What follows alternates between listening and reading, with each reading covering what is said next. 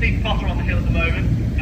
Sure, Jonathan Willis actually get a 36.85 in his position transfer. Ripping nice early at 41.1. So here goes Stephen Potter. Westfield, very nice. Again. We've got Rob Lloyd on the line at the moment in this turbocharged. He would have been desperate to get off the line. Relatively steady rain now, so I think disappointingly, people like Rob Lloyd, the longer they have to sit and wait, the damper the track's going to get. Well, Rob, this year, has fitted the common turbo on his car. Rob knows what he's doing in these conditions of that in a lot of power. Yeah, it's really clipping the corners, taking a very good racing line, but yes, shaking it down to straight. The power is just too much of the traction at the moment. Well, now